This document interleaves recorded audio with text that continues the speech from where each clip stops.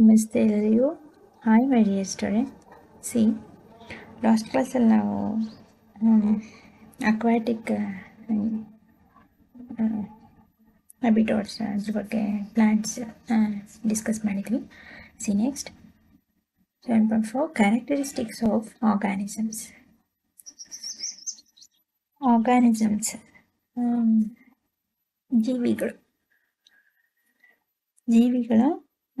ಲಕ್ಷಣಗಳು ಹೇಗಿರುತ್ತೆ, ಅವುಗಳ ಕ್ಯಾರೆಕ್ಟರಿಸ್ಟಿಕ್ಸ್ ಏನು, ಅಂದರೆ ಒಂದು ಜೀವಿ ಅನ್ನೋದಕ್ಕೆ ಅವುಗಳಲ್ಲಿ ಯಾವ್ಯಾವ ಥರದ ಗುಣಲಕ್ಷಣಗಳಿರುತ್ತೆ, ಅವುಗಳ ಫೀಚರ್ಸ್ ಏನು, ಕ್ಯಾರೆಕ್ಟರಿಸ್ಟಿಕ್ಸ್ ಏನು ಅಂತೇಳಿ. See, we went on a journey through different habitats and discussed many plants and animals. We went ಅಂದರೆ ನಾವು ಇಲ್ಲಿವರೆಗೂ ವೆರೈಟೀಸ್ ಆಫ್ ಪ್ಲ್ಯಾಂಟ್ಸ್ ಮತ್ತು ಅವುಗಳ ಹ್ಯಾಬಿಟಾಟ್ಸ್ ಅಂದರೆ ಅಕ್ವಾಟಿಕಲ್ಲಿ ಹೇಗಿರುತ್ತೆ ಮತ್ತು ಟೆರೆಸ್ಟ್ರಿಯಲ್ ಹೇಗಿರುತ್ತೆ, ಅಂದರೆ ಭೂಮಿ ಮೇಲೆ ವಾಸಿಸುವಂತಹ ಪ್ಲ್ಯಾಂಟ್ಸ್, ನೀರಿನ ಒಳಗೆ ವಾಸಿಸುವಂತಹ ಪ್ಲ್ಯಾಂಟ್ಸ್ ಆ್ಯಂಡ್ ಡೆಸರ್ಟಲ್ಲಿ ಇರುವಂತಹ ಪ್ಲ್ಯಾಂಟ್ಸ್, ಕ್ಯಾಕ್ಟಸ್ ಇರ್ಬೋದು, ಟೆರೆಸ್ಟ್ರಿಯಲ್ ಅನೇಕ ಇದ್ರ ಬಗ್ಗೆ ಡಿಸ್ಕಸ್ತೀವಿ. ಅದೇ ರೀತಿ many plants and animals. In activity 1ನಲ್ಲಿ we listed objects, plants and animals found in different surroundings. ಅದಲ್ಲದೆ ನಾವು ನಮ್ಮ ಸುತ್ತಮುತ್ತ ನಮ್ಮ ಸರೌಂಡಿಂಗ್ಸಲ್ಲಿರ್ತಕ್ಕಂತಹ ಬೇರೆ ಬೇರೆ ರೀತಿಯಾದಂತಹ ಪ್ಲ್ಯಾಂಟ್ಸ್ ಮತ್ತು ಆ್ಯನಿಮಲ್ಸ್ಗಳನ್ನ, ಸಸ್ಯ ಮತ್ತು ಪ್ರಾಣಿಗಳನ್ನು ಸಹ ನಾವೇನು ಮಾಡಿದ್ದೀವಿ, ಅದ್ರ ಬಗ್ಗೆನೂ ಲಿಸ್ಟ್ ಮಾಡಿದ್ದೀವಿ. Suppose V stop A while and think which examples in our list are living.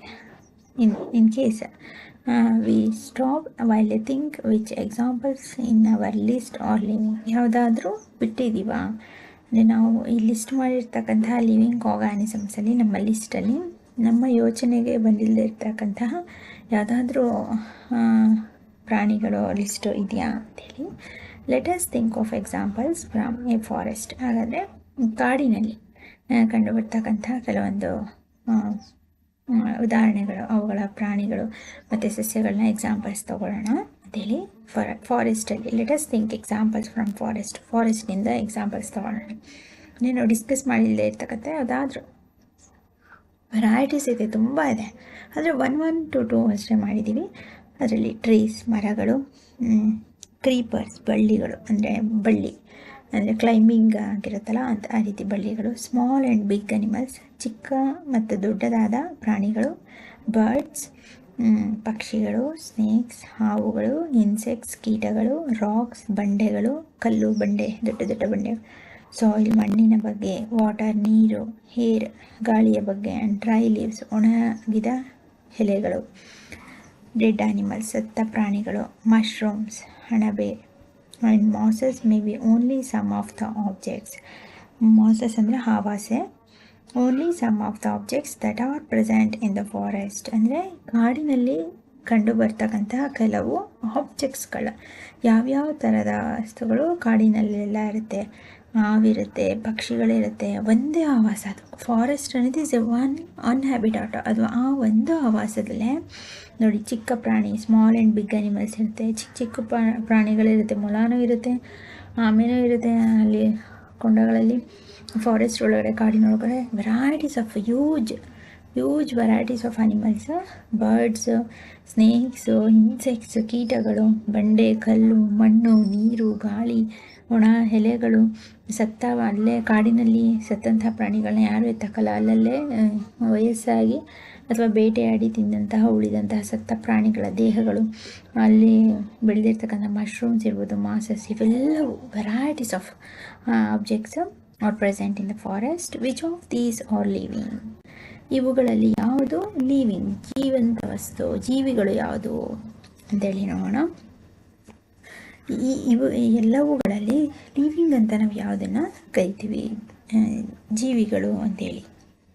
Think of objects that you can see around you at this moment and group them as living and non-living. ಹಾಗಾದರೆ think of object, ಇಲ್ಲಿರ್ತಕ್ಕಂಥ ಆಬ್ಜೆಕ್ಟ್ಸಲ್ಲಿ ಇಷ್ಟೊಂದು ಹೇಳಿದ್ವಲ್ವಾ, ಇಲ್ಲಿ ಇಷ್ಟೊಂದು ಸ್ನೇಕ್ಸು, ಕ್ರೀಪರ್ಸು, ಏರು, soil, water, ಇದೆಲ್ಲ. ಇವುಗಳಲ್ಲಿ around ನಮ್ಮ ನೀವು ನಿಮಗೆ ತಿಳಿದಂತೆ this moment and group them as living and non living, ಇವುಗಳಲ್ಲಿ ಜೀವಿ ಮತ್ತು ನಿರ್ಜೀವಿಗಳು ಎಂಬುದಾಗಿ ಎರಡು ಗುಂಪುಗಳನ್ನು ಮಾಡಿ. ಇನ್ ಸಮ್ ಕೇಸಸ್, ಕೆಲವೊಂದು ಸಂದರ್ಭಗಳಲ್ಲಿ it is easy for us to know, ತುಂಬ ಸುಲಭವಾಗಿ ನಮಗೆ ಗೊತ್ತಾಗ್ಬಿಡುತ್ತೆ ಯಾವುದಕ್ಕೆ ಜೀವ ಇದೆ, ಯಾವುದಕ್ಕೆ ಜೀವ ಇಲ್ಲ, ಜೀವಿಗಳ್ಯಾವುದು ನಿರ್ಜೀವಿಗಳ್ಯಾವುದು ಅಂತೇಳಿ. ಫಾರ್ ಎಕ್ಸಾಂಪಲ್, ಉದಾಹರಣೆ, we know that objects like chair or table are not alive. ನಮ್ಮೆಲ್ಲರಿಗೂ ಗೊತ್ತು, ಚೇರ್ ಆರ್ ಟೇಬಲ್, ಕುರ್ಚಿ ಅಥವಾ ಮೇಜು ಎಂಬುದು ನಿರ್ಜೀವಿ ಎಂಬುದು ನಮ್ಮೆಲ್ಲರಿಗೂ ತಿಳಿದಿದೆ. Paheli was reading this rhyme from complete nonsense written by Edward Lear. ಅಂದರೆ ಎಡ್ವರ್ಡ್ ಲೇರ್ ಬರೆದಿರುವಂತಹ ಕಂಪ್ಲೀಟ್ ನಾನ್ಸೆನ್ಸ್ ಎಂಬ, ಅದು ಪೋಯಮ್ ಹೆಸರು, ಅದೊಂದು ರೀತಿ ರೈಮ್ಸ್. ಆ ರೈಮ್ನ ಹೆಸರು ಕಂಪ್ಲೀಟ್ ನಾನ್ಸೆನ್ಸ್ ಅಂತೇಳಿ. ಎಡ್ವರ್ಡ್ ಲೇರ್ ಅವರು ಬರೆದಿರ್ತಕ್ಕಂಥ ಕಂಪ್ಲೀಟ್ ನಾನ್ಸೆನ್ಸ್ ರೈಮನ್ನು ಪಹೇಲಿ ಓದ್ತಾ ಇರ್ತಾಳೆ. ಏನು ನೋಡೋಣ ಬನ್ನಿ. Set the table to the chair, ಕುರ್ಚಿಗೆ ಹೇಳಿತು ಮೇಜು. Set the table to the chair, ಕುರ್ಚಿಗೆ ಮೇಜು ಹೇಳ್ತಾರೆ. ಮೇಜು ಬೇರೆ ಕುರ್ಚಿನೇ ಬೇರೆ ಅಲ್ಲ. ಏನು ಹೇಳ್ತಾ ಇದೆ, you can hardly be aware, ಏನು ಅರಿಯುವ ಸ್ಥಿತಿಯಲ್ಲಿ ನೀನಿಲ್ಲ, ಅಂದರೆ ನೀರಿನ ಥರ ಅರಿಯುವ ಸ್ಥಿತಿಯಲ್ಲಿ ನೀನಿಲ್ಲ. How I suffer from the heat, ನಾನು ಹೇಗೆ ಬಿಸಿಯಿಂದ ಮತ್ತು ಪಾದಗಳ ಮೇಲಿನ and from chilblains on my feet if we took a little walk. ಒಂದು ವೇಳೆ ಅಂದರೆ ನೀನು ಕುರ್ಚಿಗೆ ಏನು ಹೇಳ್ತಾ ಇದೆ ಮೇಜು, ಹರಿಯುವ ಸ್ಥಿತಿಯಲ್ಲಿ ನೀನಿಲ್ಲ, ನಾ ಹೇಗೆ ಬಿಸಿಯಿಂದ ಮತ್ತು ಪಾದಗಳ ಮೇಲಿನ ಶೀತದ ಹುಣ್ಣುಗಳಿಂದ ನರಳುವೆನೆಂದು ನೀವೇನಾದರೂ ಸ್ವಲ್ಪ ನಡೆದಿದ್ದರೆ, ಸ್ವಲ್ಪ ಸಮಯ ಮಾತನಾಡಬಹುದಿತ್ತು. ಅಂದರೆ ಹೀಟ್ ಅಂದರೆ ಏನಾಗಿದೆ, ಹುಣ್ಣುಗಳಾಗಿದೆ, ಬಿಸಿಯಿಂದಾಗಿ ಹುಣ್ಣುಗಳು, ಹೀಟಿಂದ ಕುರ್ಚಿಗೆ ಮೇಜು ಹೇಳ್ತಾ ಇದೆ. ಕಾಲುಗಳು, ಅದರ ಪಾದಗಳಿದೆಯಲ್ಲ, ಅದು ಶೀತದ ಹುಣ್ಣುಗಳಿಂದ ನರಳುವಿನೆಂದು ನಾವೇನಾದರೂ ಸ್ವಲ್ಪ ನಡೆದಿದ್ದರೆ, ಅಂದರೆ ನಾನು ಶೀತ ಆಗಿದೆ ಅಂತೇಳಿ ಸ್ವಲ್ಪ ನಡೆದು ಬಿಟ್ಟಿದ್ರೆ ಏನಾಗ್ತಿತ್ತು, ಒಂದು ಸ್ವಲ್ಪ ಮಾತನಾಡಬಹುದಿತ್ತೇನೋ ಅಂತೇಳಿ. ಅಂದರೆ ಚೇರು ಮತ್ತು ಮೇಜು ಟೇಬಲ್ ನಡೆಯೋಕ್ಕಾಗುತ್ತಾ, ಅದು ನಾನ್ಸೆನ್ಸ್, ಕಂಪ್ಲೀಟ್ ನಾನ್ಸೆನ್ಸ್ ರೈಮ್ಸ್ ಅಂತಲೇ ಇದ್ರ ಹೆಸರು. ಅಂದರೆ ಅವೆರಡು ಮಾತಾಡ್ಕೊಳ್ತಿರೋದ ಅಂಥದ್ದು. We might have a little talk, ಅಂದರೆ ನಾವಿಬ್ಬರು ಸ್ವಲ್ಪ ಮಾತನಾಡಬಹುದಿತ್ತು. Pray let us take the air, ಕುರ್ಚಿಗೆ ಹೇಳಿತು ಮೇಜು ಏನಂತ, set the table to the chair, set the chair to the table, ಅಂದರೆ ಮತ್ತೆ ಮೇಜಿಗೆ ಹೇಳಿತು ಕುರ್ಚಿ ಏನಂತ, now you know we are not able how foolishly you talk, ನಿನಗೀಗ ಗೊತ್ತು ಇದು ನಮ್ಮಿಂದಾಗದು ಎಂದು ವಿವೇಚನೆ ಇಲ್ಲದೆ ನೀನು ಮಾತನಾಡುತ್ತೀಯ. ಅಂದರೆ ನಮ್ಮಿಬ್ಬರ ಕೈಲು, ಅಂದರೆ you know that not able to foolishly you talk, ನೀನು ವಿವೇಚನೆ ಇಲ್ಲದೆ ಮಾತಾಡ್ತಿದ್ಯಾ. ಅಂದರೆ ಆ ಚೇರು ಮತ್ತು ಆ ಕುರ್ಚಿಯ ಕಾಲುಗಳಿಗೆ ಶೀತ ಆಗಲಿ ಅಥವಾ ಹುಣ್ಣುಗಳಾಗಲಿ ನಡೆದಾಡೋಕ್ಕೆ ಸಾಧ್ಯನಾ, ನೋವಾಗುತ್ತೆ ಅಥವಾ ಬಿಸಿ ಆದರೆ ಅವುಗಳು ಮನುಷ್ಯರ ಥರ ನಡೆದಾಡೋಕ್ಕಾಗತ್ತಾ. ಅಂದರೆ ಚೇರಿಗೆ ಕುರ್ಚಿ ಹೇಳ್ತಾ ಇದೆ, ಮೇಜಿಗೆ ಟೇಬಲ್.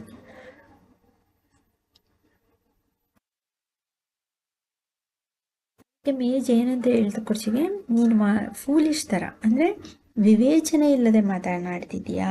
ಯಾಕೆ ಹೇಳಿ, ನಮ್ಮಿಂದ ಇದೆಲ್ಲವೂ ಅಂದರೆ ನಡೆದಾಡೋದಕ್ಕೆ, ಎದ್ದು ಓಡಾಡೋದಕ್ಕೆ ನಮ್ಮಿಂದಾಗದು ಎಂದು ನಿನಗೆ ತಿಳಿದಿದೆ, ಅದೇ ಗೊತ್ತು. ಆದರೂ ನೀನು ವಿವೇಚನೆ ಇಲ್ಲದೆ, ಹೌ ಫೂಲಿಶ್ ಯು ಟಾಕ್, ವಿವೇಚನೆ ಇಲ್ಲದೆ ಮಾತನಾಡುತ್ತಿದ್ದೀಯಾ.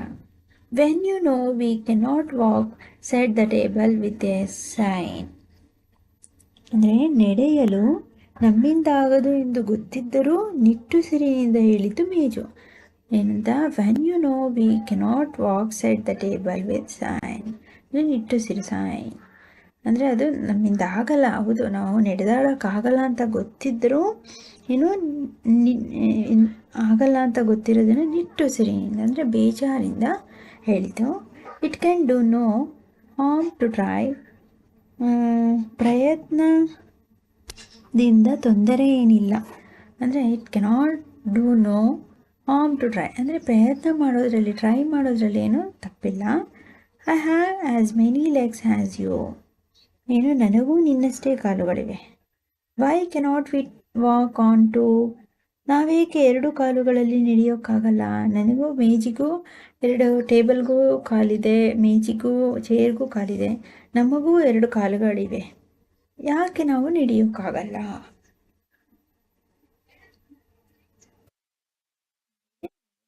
ಮಾತನಾಡ್ಕೊಳ್ತಿದೆ, ಆಯ್ತಾ?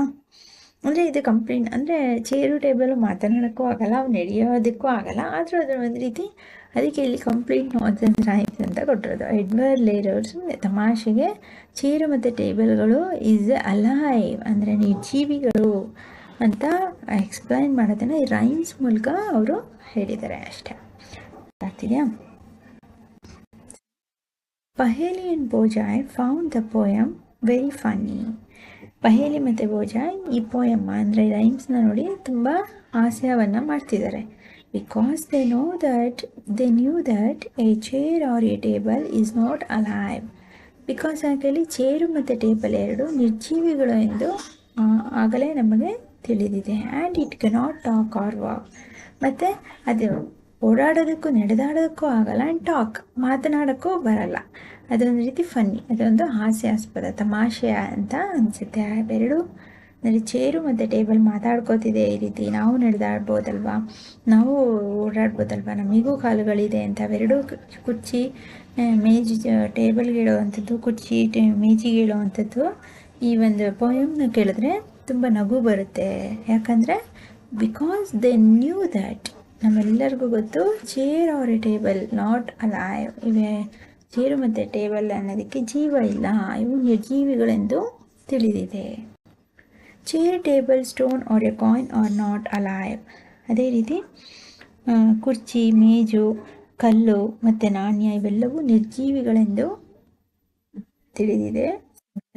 We do no that we are alive, ಹಾಗೆ ನಾವೆಲ್ಲರೂ ಜೀವಿಗಳು. And so are all the people of the world, ಈ ಪ್ರಪಂಚದಲ್ಲಿ ಇರುವಂತಹ ಜೀವಿ ಜನರು ಎಲ್ಲರೂ ಜೀವಿಗಳೆಂದು, ಜನರು ಅಂದರೆ ಪೀಪಲ್ಸ್ ಏನಿದ್ದಾರೆ, ನಾವುಗಳು ಮನುಷ್ಯರು ಅಂತ ಏನು ಕರಿತೀವಿ, ನಾವೆಲ್ಲರೂ ಅಲೈವ್ ಜೀವಿಗಳೆಂದು ತಿಳಿದಿದೆ. We also C animals around us that are so full of life.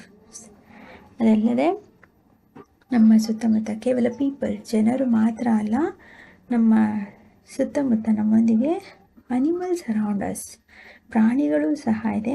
ಇದರಿಂದಾಗೇನು that are so full of life, ನಮ್ಮ ಜೀವನವನ್ನು ಸಂಪೂರ್ಣಗೊಳಿಸೋದಕ್ಕೆ ಜನರೊಂದಿಗೆ ಅನೇಕ ಜೀವಿಗಳು, ಅನಿಮಲ್ಸ್ಗಳು, ಪ್ರಾಣಿಗಳು ಸಹ ಇದೆ. ಡಾಗ್ಸ್ ನಾಯಿ, ಕ್ಯಾಟ್ಸ್ ಬೆಕ್ಕು, ಮಂಕೀಸ್ ಕೋತಿಗಳು, ಸ್ಕ್ವಿರಲ್ಸ್ ಅಳಿಲು, ಇನ್ಸೆಕ್ಟ್ಸ್ ಕೀಟಗಳು, and many others.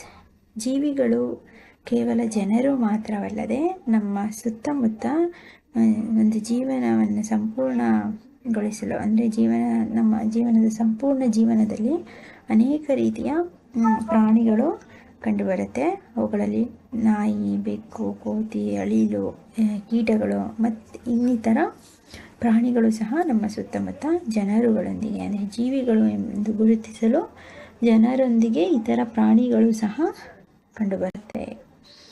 How do we know that something is living? ಹಾಗಾದರೆ ಜೀವಿ ಎಂದು ನಮಗೆ ಈ ಒಂದು ಘಟಕದಿಂದ ಒಂದು ಜೀವಿ ಅಂತ ನಮಗೆ ಗೊತ್ತಾಗುತ್ತೆ, ಇದಕ್ಕೆ ಜೀವ ಇದೆ. How do we know that something is living? ಯಾವುದಾದರೂ ಒಂದು ಘಟಕವು ಜೀವಿ ಎಂದು ಹೇಗೆ ತಿಳಿದುಕೊಳ್ಳೋದು?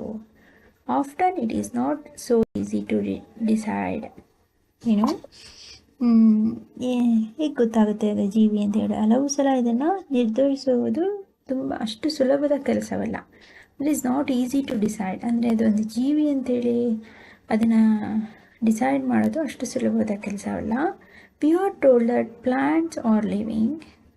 ಯಾಕಂದರೆ ಅದಕ್ಕೊಂದು ಉದಾಹರಣೆ ನೋಡಿ, ನಾವೆಲ್ಲರೂ ಸಸ್ಯಗಳಿಗೆ ಜೀವವಿದೆ. ಜಗದೀಶ್ ಚಂದ್ರ ಬೋಸ್ ಅವರು ಪ್ರೂವ್ ಮಾಡಿದ್ರು ಸಸ್ಯಗಳು ಸಹ living organism, plants and animals ಅಂತ.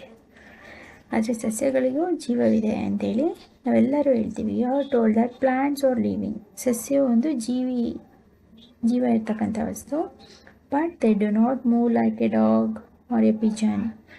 ಸಸ್ಯಗಳಿಗೆ ಜೀವ ಇದ್ದರೂ ಸಹ ಅದು ಪಾರಿವಾಳದಂತೆ ಮತ್ತು ನಾಯಿಯಂತೆ ಅದು ಮೂವ್ ಮಾಡಲ್ಲ, ಚಲಿಸೋಲ್ಲ, ನಡೆದಾಡೋಲ್ಲ. ಆನ್ ದ ಅದರ್ ಹ್ಯಾಂಡ್, ಮತ್ತು ಇನ್ನೊಂದು ಕಡೆ ನೋಡಿದರೆ a car or a bus can move. ಅದೇ ರೀತಿ ಕಾರು ಮತ್ತು ಬಸ್ಸು ಚಲಿಸುತ್ತೆ. Still we consider them as non living. ಆದರೆ ಸಸ್ಯಗಳು ಒಂದು ಕಡೆಯಿಂದ ಮತ್ತೊಂದು ಕಡೆಗೆ ನಡೆದಾಡಲ್ಲ, ಚಲಿಸೋಲ್ಲ. ಅದನ್ನು ಆದರೂ ಸಹ ನಾವು ಲಿವಿಂಗ್ ಅಂತೀವಿ, ಜೀವಿಗಳು ಅಂತೇಳಿ ಗುರುತಿಸ್ತೀವಿ. ಆದರೆ ಕಾರು ಮತ್ತು ಬಸ್ಸು ರನ್ ಆಗುತ್ತೆ, ಮೂವ್ ಆಗುತ್ತೆ, ಚಲಿಸುತ್ತೆ. ಆದರೆ ನಾವು ಇವತ್ತಿಗೂ ಸಹ ಅವುಗಳನ್ನ we considered as non living, ನಿರ್ಜೀವಿಗಳೆಂದು ಪರಿಗಣಿಸುತ್ತೇವೆ. Plants and animals appear to grow in size with time. ಸಸ್ಯಗಳು ಮತ್ತು ಪ್ರಾಣಿಗಳು ಸಮಯಕ್ಕೆ ಒಂದು ನಿರ್ದಿಷ್ಟ ಸಮಯದವರೆಗೆ ತನ್ನ ಬೆಳವಣಿಗೆಯನ್ನು ಹೊಂದಿರುತ್ತವೆ ಅಲ್ವಾ. ಸಸ್ಯ ಮತ್ತು ಪ್ರಾಣಿಗಳೇನು ಬೆಳೆಯುವುದನ್ನು ಕಾಣುತ್ತೇವೆ. ಅಂದರೆ ಕಾಲ ಕಳೆದಂತೆ, ಅಂದರೆ ದಿನಗಳು ಕಳೆದಂತೆ ಸಸ್ಯ ಮತ್ತು ಪ್ರಾಣಿಗಳು ಬೆಳೆಯುವುದನ್ನು ನೋಡ್ತೀವಿ. Plants and animals appear to grow in size with time, but then at a times, ಅದೇ ಸಮಯದಲ್ಲಿ clouds in the sky also seem to grow in size. ಅದೇ ರೀತಿ ಕೆಲವು ಸಲ ಆಕಾಶದಲ್ಲಿ ಮೋಡಗಳು ಕೂಡಿ ಬೆಳೆಯುವುದನ್ನು ಕಾಣುತ್ತೇವೆ. ಆಕಾಶದಲ್ಲಿ ಮೋಡಗಳು ಒಂದಕ್ಕೊಂದು ಸೇರಿಕೊಳ್ಳೋದನ್ನು ಸಹ ನೋಡ್ತೀವಿ. Does it mean that clouds are living? ಹಾಗಾದರೆ ಮೋಡಗಳು ಈ ರೀತಿ ಆಗುತ್ತೆ, ಬೆಳೆಯುತ್ತೆ ಅಂತ ಹೇಳಿ ಮೋಡಗಳಿಗೆ ಜೀವವಿದೆ ಎಂದು ಪರಿಗಣಿಸಬಹುದೇ? ಮೋಡಗಳಿಗೆ ಜೀವ ಇದೆಯೇ ತಿಳಿ ಕ್ವಶನ್ ಕೇಳಿ. ನೋ, ಇಲ್ಲ. So how does one distinguish between living and non living things? ಹಾಗಾದರೆ ನೀವು ಜೀವಿ ಮತ್ತು ನಿರ್ಜೀವಿಗಳೆಂದು ಹೇಗೆ ಗುರುತಿಸುವಿರಿ?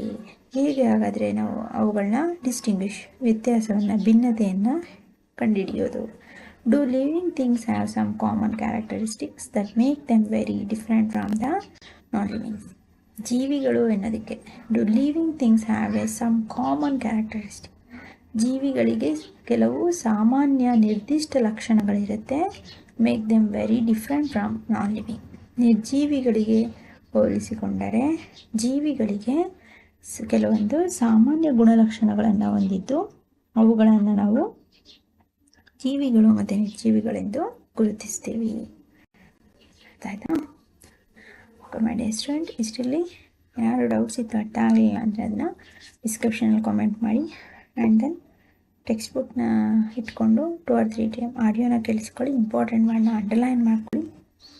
ಹೋಮ್ವರ್ಕ್ ಕ್ವಶನ್ಸ್ಗೆ ನೀವೇ ಆನ್ಸರ್ ಮಾಡೋಕ್ಕೆ ಟ್ರೈ ಮಾಡಿ. ಆ್ಯಂಡ್ ವೀಡಿಯೋಸ್ನ ನಿಮ್ಮ ಫ್ರೆಂಡ್ಸ್ಗಳಿಗೂ ಶೇರ್ ಮಾಡಿ. ಅವ್ರಿಗೂ ಸಹ ಸಬ್ಸ್ಕ್ರೈಬ್ ಮಾಡ್ಕೊಳಕ್ಕೆ ಹೇಳಿ.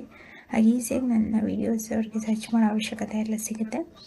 ಆ್ಯಂಡ್ ದೆನ್ ಡಿಸ್ಕಸ್ ಮಾಡಿ ನಿಮ್ಮ ಫ್ರೆಂಡ್ಸ್ ಹತ್ರ. ಪ್ಲೇಲಿಸ್ಟ್ ಚೆಕ್ ಮಾಡಿದ್ರೆ ಒಂದು ಲೆಸನ್ ಕಂಪ್ಲೀಟ್ ವೀಡಿಯೋ ಸಿಕ್ಬಿಡುತ್ತೆ. ಓಕೆನಾ? ಓಕೆ ಮಾಡಿ ಸ್ಟೂಡೆಂಟ್. ಹೋಮ್ವರ್ಕ್ ಕ್ವಶನ್ಸ್ನ ತಗೊಳ್ಳಿ. Give some examples of plants, all type of animals in the forest. ಫಾರೆಸ್ಟಲ್ಲಿ ಕಂಡು ಬರ್ತಕ್ಕಂಥ ಎಲ್ಲ ಥರದ ಜೀವಿಗಳಿಗೆ ಎಕ್ಸಾಂಪಲ್ಸ್ನ ಕೊಡಬೇಕು. ಹಾಗೆ give two examples of living and non living things. ಜೀವಿ ಮತ್ತು ನಿರ್ಜೀವಿಗೆ 2 ಉದಾಹರಣೆಗಳನ್ನ ಕೊಡಿ.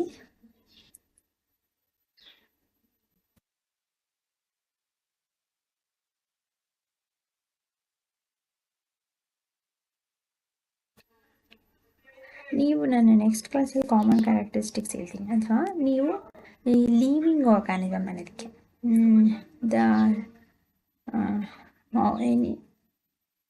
Right one common characteristics of living organism. ಜೀವಿಗಳ ಒಂದು ಗುಣಲಕ್ಷಣ, ಅದರ ಸಾಮಾನ್ಯ ಗುಣಲಕ್ಷಣ, ಜೀವಿ ಅನ್ನೋದಕ್ಕೆ ಒಂದು ಗುಣಲಕ್ಷಣವನ್ನು ಬರೀಬೇಕು. ಆಯಿತಾ? ಇದಿಷ್ಟು ಇವತ್ತಿನ homework question. Okay my dear student, thank you.